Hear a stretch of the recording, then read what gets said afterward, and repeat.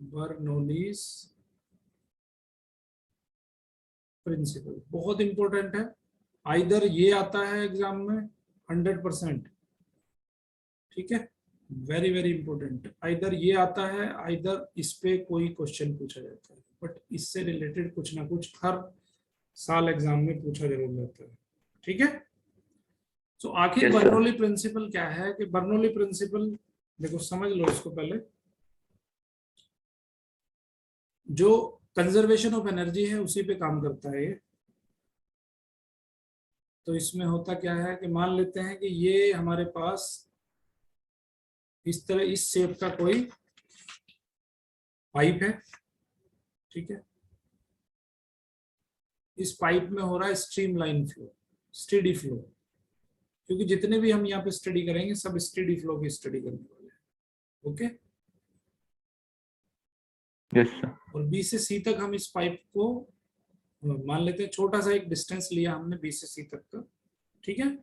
तो अब इस बी से सी तक का क्या हो जाएगा? मान लेते हैं कि इस पे v1 वेलोसिटी से फ्लूइड एंटर कर रहा है और इसमें से v2 वेलोसिटी से फ्लूइड आउट हो रहा है, ठीक है। इसका क्रॉस सेक्शन एरिया हम मान लेते हैं A2, और इस पे जो प्रेशर लग रहा है वो प्रेशर लग रहा है मान लेते हैं P2। इसका क्रॉस सेक्शन एरिया मान लेते हैं A1, और इस पे जो प्रेशर लग रहा है वो प्रेशर मान लेते हैं P1, ठीक है। अब ये वाली जो डिस्टेंस हो जाएगी वो कितनी हो जाएगी? मान लेते हैं ये डेल्टा टी टाइम में यहाँ से यहाँ फ्लो हो रहा है और ये डेल्टा टी टाइम में यहाँ से यहाँ फ्लो हो रहा है। तो ये अगर डिस्टेंस मैं फाइंड करना चाहूँ तो ये डिस्टेंस हो जाएगी v1 डेल्टा टी, और ये डिस्टेंस हो जाएगी v2 डेल्टा टी, ठीक है। अभी अभी देखा हमने। Yes, sir. तो करना क्या है हमें इसके अंदर?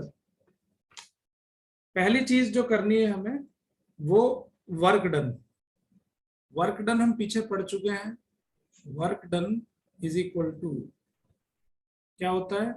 Pressure into volume. Yes, sir.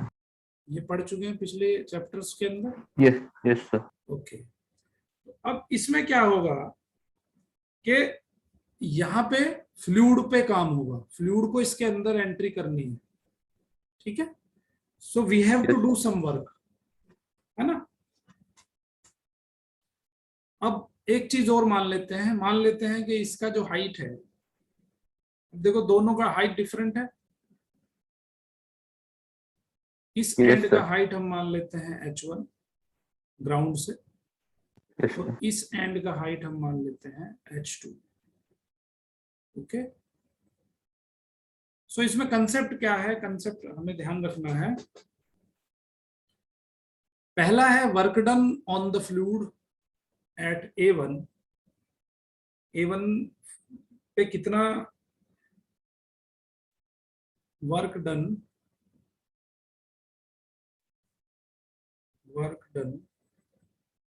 On the fluid at B and कितना वर्क डन होगा भाई? Pressure into volume, Yes, sir. है ना। तो बी पे जो वर्क डन हो जाएगा वो हो जाएगा, और वॉल्यूम क्या होगा यहाँ पे? वॉल्यूम हो जाएगा आपका एरिया इनटू ये डिस्टेंस, अभी पीछे पढ़ के आए हम। Yes, sir. तो एरिया इनटू डिस्टेंस, ओके। तो यहाँ पे हम work done on the fluid at B end लिख सकते हैं। एक तो प्रेशर इनटू एरिया A1, और डिस्टेंस लिखेंगे हम v1 डेल्टा टी। यहां तक कोई डाउट है? No, sir. ओके, तो अब हम इसको यहां से क्या लिख सकते हैं? इस पूरे को लिख सकते हैं हम। देखो ये है डिस्टेंस और ये है एरिया, तो इसको हम लिख सकते हैं वॉल्यूम, है ना। Yes, sir. तो P1 इंटू, अगर ये वॉल्यूम हमने डेल्टा V मान लिया तो इसको हम लिख सकते हैं P1 into delta V। Clear है? Yes, sir. ओके, अब देखो यहाँ पे तो हमें वर्क डन करना पड़ रहा था, बट यहाँ पे जो फ्लूइड होगा वो वर्क अपने आप करेगा। यहाँ पे फ्लूइड पे काम हो रहा है, बट यहाँ पे फ्लूइड काम करेगा, ठीक है। Yes, sir. So work done by the fluid at C end, वो कितना आ जाएगा? वो आ जाएगा Sir. आपका वो same Yes. P2 into A2 into V2 into delta T, ठीक है। बट क्योंकि टाइम सेम है तो जितना वॉल्यूम यहाँ पे पानी का क्लियर होगा डेल्टा टी टाइम में, उतना ही वॉल्यूम पानी का यहाँ पे क्लियर होगा डेल्टा टी टाइम में, ठीक है। Yes, sir. क्योंकि ए और वी तो सेम रहने वाले हैं, कांस्टेंट रहने वाले हैं इस कंडीशन sir. में भी और इस कंडीशन में भी, अभी पीछे पढ़ा हमने। सो P2 into A2 V2 T2 इसको लिख सकते हैं हम P2 इंटू डेल्टा वी। यहां तक कोई दिक्कत? No, sir. तो total work done on the fluid हम फाइंड कर सकते हैं, total work done on the fluid. अब देखो सी एंड पे तो फ्लूइड खुद काम कर रहा है ना, A1 एंड पे हमने काम किया है, बी एंड पे हमने काम किया है, तो total work done on the fluid क्या आ जाएगा? उल्टा है ना इसमें, यहाँ पे हम काम कर रहे हैं और यहाँ पे फ्लूइड काम कर रहा है, तो on the Yes, sir. Fluid कितना होगा? ऑन द फ्लूइड हो जाएगा आपका W1 माइनस W2, ठीक है, क्योंकि यहाँ पे फ्लूइड खुद काम कर रहा है और वहां पे फ्लूइड द्वारा हो रहा है, तो ये इसलिए Yes, sir. माइनस लगाया मैंने, ठीक है। क्योंकि वर्क डन कैसा है, स्केलर क्वांटिटी है, तो वेक्टर की तरह नहीं जुड़ेंगे ये, इसको सिंपल हम Yes, sir. अलजेब्रिकली जोड़ेंगे। तो यहाँ पे हो जाएगा P1 delta V minus P2 delta V, ठीक है। यहाँ पे डेल्टा V कॉमन ले लिया हमने और हमने लिख दिया P1 माइनस P2, क्लियर है। अब ये जो वर्क डन होगा, जो वर्क डन फ्लूइड पे किया है, वो वर्क डन किस में काम आएगा? दो तरह की एनर्जी होगी यहाँ पे, देखो इसके अंदर जब ये फ्लूइड एंट्री करेगा तो दो तरह की एनर्जी होगी, एक पोटेंशियल एनर्जी होगी और एक काइनेटिक एनर्जी होगी, Yes, sir. ठीक है। सो हम क्या करेंगे, ये वर्क डन कहाँ पे जाएगा? This work done is transferred into kinetic energy and potential energy, clear है बात? Yes, sir. ओके, तो अब पोटेंशियल एनर्जी निकालेंगे at B end, at C end, इसको सी बी सी, इसको सी, इसको बी बी डैश मान लो, इसको सी और इसको सी डैश मान लो, ठीक है। सो अब हम निकालेंगे change in gravitational potential energy from B to C, gravitational potential energy from B to C. देखो सिंपल एक कंसेप्ट है, कंजर्वेशन ऑफ एनर्जी वाला रूल फॉलो होगा यहाँ पे। जो फ्लूइड वर्क डन करेगा एंट्री करते हुए और आउट होते हुए, जितना वर्क डन होगा that work done will be transferred into potential energy and kinetic energy, ठीक है। बहुत सिंपल है, बर्नौली प्रिंसिपल याद रखना, क्लियर है। तो आपने क्या निकालना है, change in gravitational potential energy from B to C, उसी तरह से change in kinetic energy from B to C, दोनों को ऐड कर देंगे और दोनों को ऐड करने पे वो टोटल वर्क डन के बराबर रख देंगे उसको, सिंपल। Yes, sir. तो डेल्टा यू निकाल लो, potential energy change. Potential energy क्या होती है भाई? mgh, MGH, sir. तो mgh1 माइनस mgh2, H2. ठीक है। mg को क्या लिख सकते हैं, मास को क्या लिख सकते हैं हम, rho into delta V. Yes, sir. तो m को लिख दिया हमने rho into delta V, Yes, sir. और ये हो जाएगा g, और यहाँ पे लिखेंगे हम h1 माइनस h2। यहाँ तक कोई दिक्कत? No, sir. उसी तरह से हम काइनेटिक एनर्जी निकाल लेंगे, ठीक है। सो डेल्टा के क्या हो जाएगा, हाफ mv स्क्वायर, यही होता है ना। Yes, sir. So half mv2 square minus v1 square, ये आ जाएगा change in kinetic energy. m Yes, की sir. वैल्यू रख दो, m की वैल्यू क्या रखेंगे, रो इंटू डेल्टा V, sir. तो ये हो जाएगा V2 square minus V1 square. ठीक है, अब क्या होगा कि ये जो चेंज इन काइनेटिक एनर्जी है, चेंज इन पोटेंशियल एनर्जी है, वो टोटल इक्वल टू हो जाएगा वर्क डन के। Okay, so total work done will be equals to change in kinetic energy और चेंज इन पोटेंशियल एनर्जी। तो सिंपली रख देना आपको W की value delta V P1 minus P2 is equal to, यहाँ पे रख दो rho delta V G H1 minus H2 plus half रो डेल्टा V और V2 square minus V1 square. Clear है? डेल्टा V से डेल्टा V कट कर दो दोनों तरफ। तो ये क्या हो जाएगा, देखो 1 1 वाले इधर ले जाओ, H2 माइनस H1 आएगा, H2 ज्यादा है ना, यस सर, तो H2 minus H1, H2 minus H1। Clear है? 1 1 वाले इधर ले जाओ सब, तो ये हो जाएगा P1 प्लस रो G H1 प्लस हाफ रो V1 स्क्वायर। ठीक है, उधर आगे पॉजिटिव हो जाएगा, यस और ये हो जाएगा आपका P2 प्लस रो GH2 प्लस हाफ रो V2 स्क्वायर। क्लियर है? तो अब देखो, अब इस एंड पे प्रेशर को जोड़ दो, इस एंड पे रो GH को जोड़ दो, इस एंड पे हाफ रो V स्क्वायर को जोड़ दो, तो दूसरे एंड पे इसके इक्वल हो जाएगा। तो हम कह सकते हैं कि किसी भी पर्टिकुलर पॉइंट के लिए अगर हम इन सब को ऐड करें तो वो वैल्यू कैसी रहने वाली है, कांस्टेंट रहने वाली है। यस सर, ओके, तो किसी भी स्टेडी फ्लो के लिए pressure, potential energy, kinetic energy, तीनों की वैल्यू कैसी होगी, कांस्टेंट होगी। यस ओके, और तो यहाँ पे रो जी एच क्या है, रो जी एच है per unit volume potential energy, है ना सर, भाई। mgh को अगर आप डेल्टा वी से डिवाइड कर दो तो ये क्या हो जाएगा, m अपॉन डेल्टा वी क्या हो जाएगा, रो हो जाएगा। यस सर, तो रो जी एच क्या है, पर यूनिट वॉल्यूम, ये है आपकी per unit volume potential energy. ठीक है, यस सर, तो हम इसका स्टेटमेंट अगर हमें लिखना हो तो कैसे लिखेंगे कि in a steady flow at any point pressure, at any point addition of pressure per unit volume potential energy per unit volume kinetic energy of the liquid remains constant। Constant, ठीक है, समझ गए? स्टेटमेंट आराम से लिख सकते हो।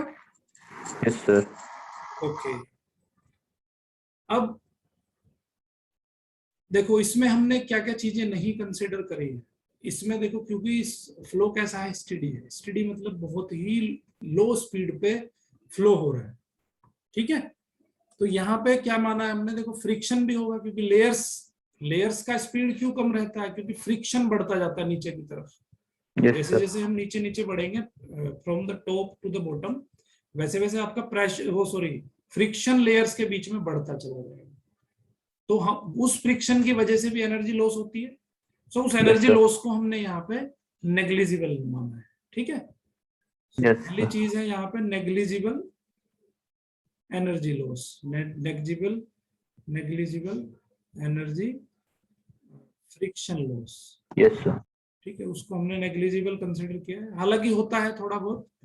ठीक है, यस सर, और दूसरा है कि लिक्विड आपका इनकम्प्रेसिबल होना चाहिए, बट आइडियली लिक्विड जो है इनकम्प्रेसिबल आइडियली नहीं होता है।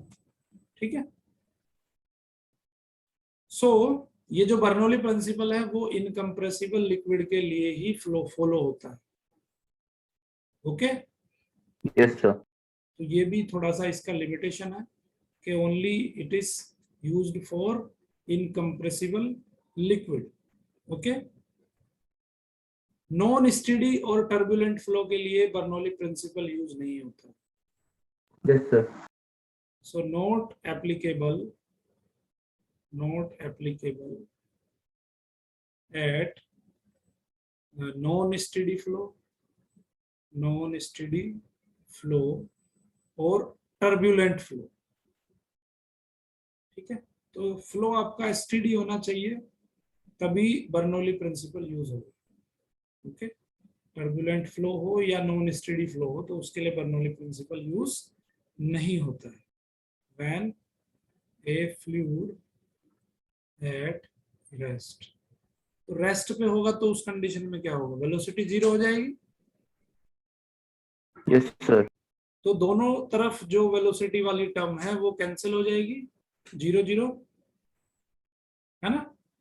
तो फिर क्या हो जाएगा, P plus rho g h is equal to constant. Yes तो तब हमें ये वाली बर्नौली इक्वेशन हमारी क्या बन जाएगी, इस तरह की बन जाएगी। ठीक है, इसको बर्नौली इक्वेशन को एक फॉर्म में और लिख सकते हैं। हमने पढ़ा है कि P plus rho g h plus half rho v square is equal to कितना, कांस्टेंट। Constant sir. अगर हम इसको रो जी से डिवाइड कर दें तो क्या होगा, divide it by rho g, तो इसका फॉर्म हो जाएगा P upon rho g plus h plus half v v square square upon upon g is equal to constant. ठीक है, तो ये भी इसका एक फॉर्म है बर्नौली प्रिंसिपल का, बर्नौली इक्वेशन का ये भी एक फॉर्म है। इस फॉर्म में भी हम इसको यस यूज कर सकते हैं। ठीक है, यस सर। ओके। अब इसको कहाँ पे लिमिटेशन क्या है इसकी वो जरा देख लो। लिमिटेशन ऑफ बर्नौली इक्वेशन थोड़ा थोड़ा मैंने बता दिया तुम्हें, लेकिन एग्जैक्ट देख लो आप कि बर्नौली इक्वेशन को कहाँ पे यूज नहीं कर सकते। ओके, तो इसका कुछ लिमिटेशन भी है। Yes sir. तो पहला लिमिटेशन क्या है, जीरो विस्कोसिटी हो या नॉन विस्कस फ्लूइड के लिए आइडियल है ये equation.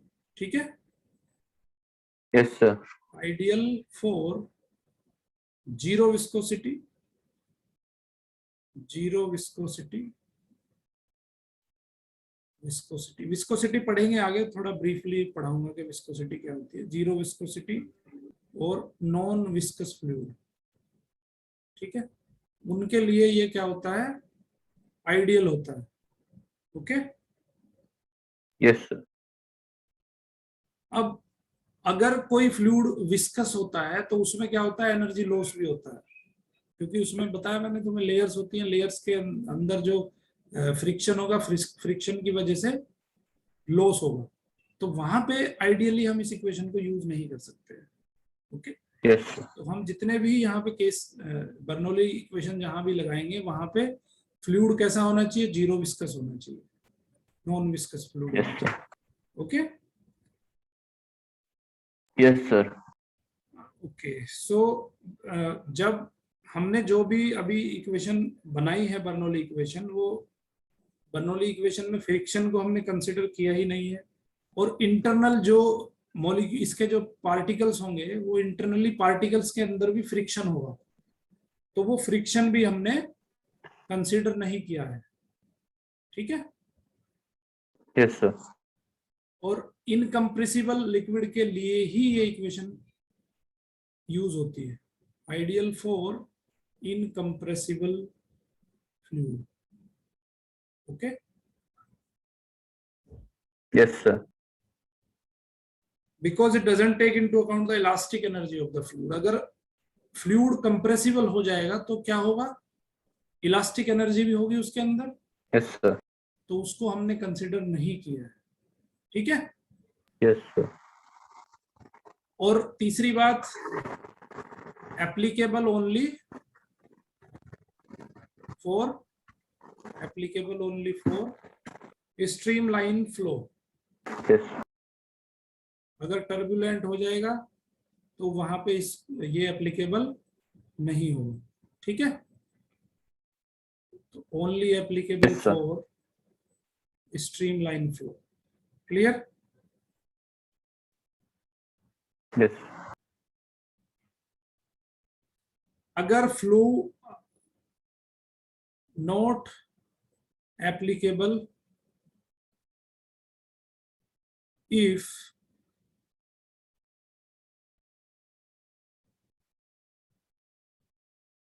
Fluid follow a curved path. ठीक है, Yes, sir. कर्व्ड पाथ अगर फ्लूइड फॉलो कर रहा है तो वहां पे भी एप्लीकेबल नहीं होगा। तो क्यों एप्लीकेबल नहीं होगा? क्योंकि वहां पे फिर एंगुलर मोमेंटम भी कंसिडरेशन में आएगा, है ना। तो एंगुलर मोमेंटम यहाँ पे हमने कंसिडर किया ही नहीं है। क्लियर है? तो ये 4 चीजें बड़ी ध्यान Yes. रखनी है, इन पे भी क्वेश्चन पूछा जा सकता है। ठीक है, फ्लो दिखाएगा आपको और पूछेगा कि क्या ये स्ट्रीमलाइन फ्लो है। Yes. तो ये चारों चीजें चेक करनी है। लेक्चर पूरा देखा आपने, आई होप कि आपको बहुत अच्छे से मैं समझा पाया होगा। तो अगर इस चैनल में आगे भी आपको अपडेट चाहिए तो मेरे चैनल को लाइक करिए, शेयर करिए, सब्सक्राइब करिए और ज़्यादा ज़्यादा लोगों तक इस मुहिम को पहुंचाइए जिससे कि मैक्सिमम लोगों तक बेनिफिट पहुंच सके। Thank you very much. देखते रहिए मैथ किंग मेकर।